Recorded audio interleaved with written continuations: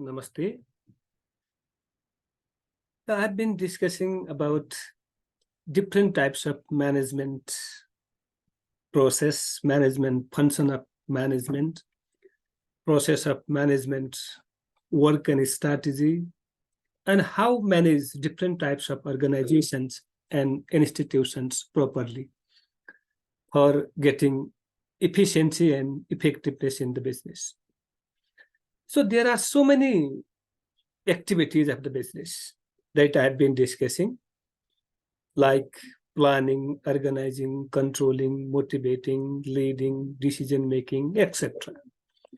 Out of these various activities of the business, today I am going to discuss about decision-making. Yeah, it is a very, very crucial work of management and leader as well. There are so many alternatives, so many options we have. Out of these various options, various alternatives, how best one is chosen to implement or to get our objective properly. As a manager, as a leader, we need to collect different types of information for decision making. Decision is basically based on past data, past information, past history, or past events of any enterprises or any individuals as well. So on the basis of past data, past information, past history, then we can decide what will happen in future. What will be the consequences after some times on the basis of these informations. So simply we can say that decision making is a process of selecting best options, best choices, or best alternative among various options or alternatives. When we need to decide, decision is only need if we have more than two alternatives or more than two choices in front of we as a people or in business organizations as well. So on the basis of these various options, which option is best, how we can decide, that is we call decision making. So decision making is a selecting of best option, best choice, best alternative among various. If we have only one alternative, one choice, one option, there is no need to decide. That at any cost we have to implement because there is no any options, no any choices. So I have been discussing about different business enterprises and management process. So in business or in management process, there are various options everywhere in every aspect of management process. So how the best one is selected, how the best alternative is selected on the basis of past data, past information, past history, or goodwill of anything, then that must be better for the future. And simply we can say that decision making is a process of solving. Decision making is the process of solving organizational problems. Organizational problems by choosing a specific course of action, by choosing a specific course of action if we have more. So there are different techniques to solve the problem. Basically, statistically we can solve, or by judgmental techniques we can solve any problem.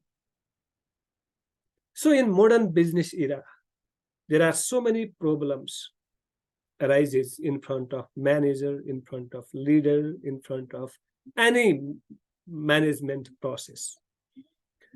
When we have a problem, then we need to decide. where there is a problem, there must be solution. र त्यो solution खोज्नको लागि we need far-sighted leadership, far-sighted or एकदम visionary statistical manager, statistically strategic plan बनाउन सक्ने म्यानेजरको आवश्यकता पर्छ। यदि विभिन्न समस्याहरूलाई हामीले इमिडिएट सोलुसन गर्न सकेनौं र त्यसको विकल्प खोज्न सकेनौं भने then there is a problem of getting objectives of the business and problem of how to manage different departments, how to manage different human resources, then problem arises. So decision is very, very crucial, right? Basically, decision is based on three criteria, three conditions, very important three conditions: certainty, risks, and then uncertainty. यदि म्यानेजरले अथवा लिडरले decision गर्दाखेरि यो तीनटा कन्डिसनलाई एकदमै analysis गर्नुपर्ने हुन्छ। यदि कुनै त्यो अल्टरनेटिभ कुनै अप्सनको बारेमा हामी एकदमै विज्ञ छौं, त्यसको इन्फर्मेसन हामीले एकदमै डिटेली अध्ययन गरेका छौं भने त्यसलाई हामी सर्टेनिटीमा चेन्ज गर्न सक्छौं। किनकि हाम्रो रिसर्चको बेसिसमा, हाम्रो अब्जर्भेसनको बेसिसमा र हाम्रो रियालिटीको बेसमा त्यो अप्सनलाई हामीले एनालिसिस गर्न सक्यौं भने then the decision will be better, रियलिस्टिकमा चेन्ज गर्न सकिन्छ। यदि हाई एकदमै रिस्क छ र then we need to decide भने then we have to evoke our चाहिँ टु लिडिङ कन्फिडेन्ट पावर चाहिँ इभोक गरेर we have to make a decision about this risk as well. Sometimes there may uncertainty, हामी त्यो इन्फर्मेसनको बारेमा कुनै चाहिँ अनुभव छैन, इन्फर्मेसनको बारेमा कुनै चाहिँ थाहा छैन भने पनि त्यस्तो कन्डिसनमा पनि डिसिजन मेकिङ गर्नुपर्ने हुन्छ। सो अनसर्टेनिटीको डिसिजन सबैभन्दा क्रुसियल। यदि त्यसलाई हामीले प्रोपरली डिसाइड गरेर त्यो प्रब्लमलाई सर्टेनिटीमा चेन्ज गर्न सकेनौं, त्यसलाई रियालिटीमा चेन्ज गर्न सकेनौं भने we will unable to lead our organization, our business enterprises. So यो तीनटा कुरो चाहिँ हामीले ध्यान दिनुपर्ने हुन्छ। र there are different techniques, different टुल्सहरु। यो चाहिँ रिस्क भइसकेपछि मैले अलरेडी डिस्कसन के गरे भने बेसिकली दुईटा टेक्निकहरु हुन्छ। एउटा स्ट्याटिस्टिकल टेक्निक, डाटामा खेल्ने, अर्को भनेको जजमेन्टल टेक्निक हुन्छ। र कुनै एउटा एक्सपर्टको जजको बेसमा उसको इन्ट्युटिभ पावरको बेसमा पनि हामी डिसिजन मेकिङ गर्न सक्छौं। देन त्यसको बारेमा मैले पछिल्लो भिडियोमा चाहिँ डिस्कसन गर्ने छु। So this decision making is very very important tool for every enterprises and every individual as well. हामी एज अ व्यक्तिको रूपमा पनि हामीसँग विभिन्न विकल्पहरू, विभिन्न अल्टरनेटिभहरू छन् भने then we need to decide which one is best. र कसरी चुज गर्ने भन्ने कुरो अलरेडी मैले के भनिसकेको छु भने विभिन्न डेटाहरू, विभिन्न इन्फर्मेसनको बेसमा हामीले पनि चुज गर्नुपर्छ, बिजनेसले पनि चुज गर्नुपर्ने हुन्छ। So there are different process, different steps of decision making. The first of all is identification of problem. मैले अलरेडी मेन्सन के गरेँ भने समस्या बिना सोलुसन आउँदैन, समस्या बिना समाधान हुँदैन। त्यसैले first of all we have to identify the problem,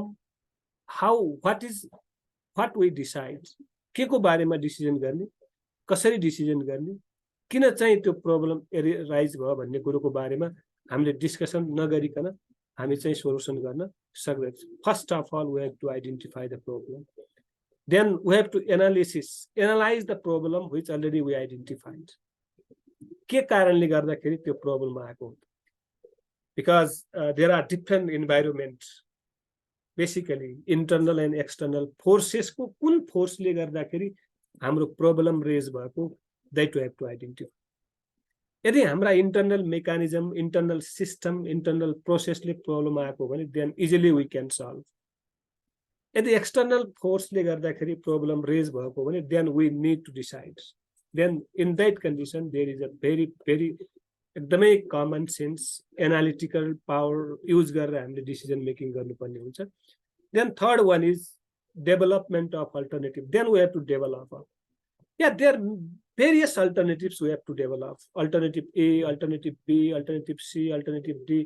एउटा भएन भने अर्को, अर्को भएन भने अर्को, अर्को भएन भने विभिन्न अप्सनहरू डेभलप गर्ने र कुन अप्सनमा बेटर डिसिजन हुन्छ र कुन अप्सनमा चाहिँ बेटर आउटपुट आउँछ भन्ने कुरो इम्पोर्टेन्ट कुरा हो.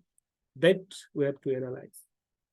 So next one, fourth one is अब तिनीहरूको इभ्यालुएसन गर्ने, evaluation of different alternatives.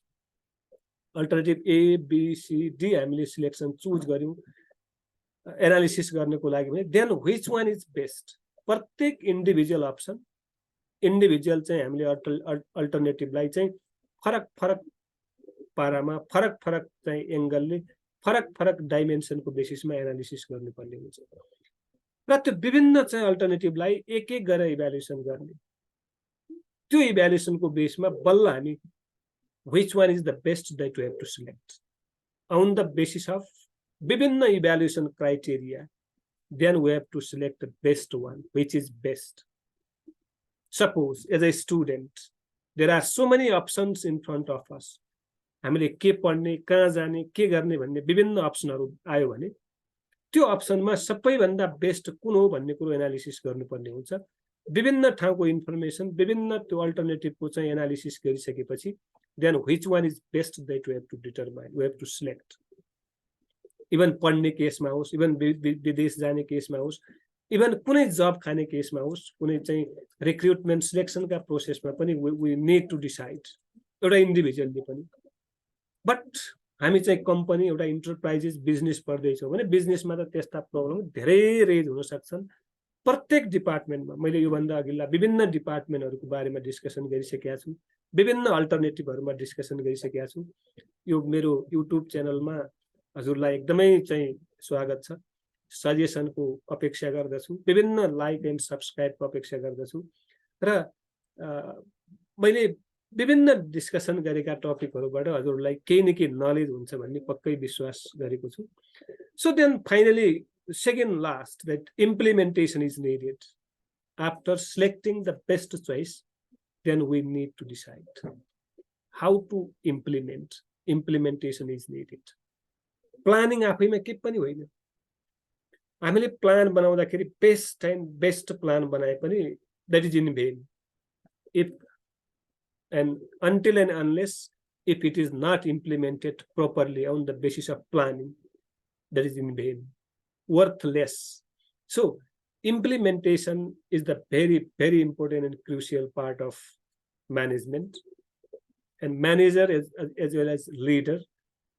So implementation is a very important part of different human resources, top level, middle level, low level human resources. Properly आफ्नो ठाउँमा आफ्नो skill, आफ्नो confident, आफ्नो duty and रेस्पोन्सिबिलिटीको बेसमा implement गर्दैन भने त्यसको कुनै अर्थ हुँदैन. So after implementation, then we need to review feedback of alternative. मैले इम्प्लिमेन्टेसन गरेको त्यो चोइस, त्यो अल्टरनेटिभ बेटर थियो कि थिएन, त्यसलाई रियलिस्टिकमा चेन्ज गर्दाखेरि विभिन्न डेभिएसन आयो, विभिन्न फरक आयो भने त्यो फरकलाई हामीले के गर्नुपर्छ, फेरि चाहिँ आइडेन्टिफाई गरेर देन सोलुसनतिर जानुपर्ने हुन्छ. So these are various process of decision making. These processes are equally important of we all individuals and business enterprises, because without proper decision making, we will not succeed in our life, in the life of business. So decision making is a very, very, very important activities, function of management, and how to decide, how to implement, how to evaluate, and how to get feedback from different stakeholders. That manager must be think every day, every span of life of the business enterprises. Then really we will success in our life, in the life of business. Thank you.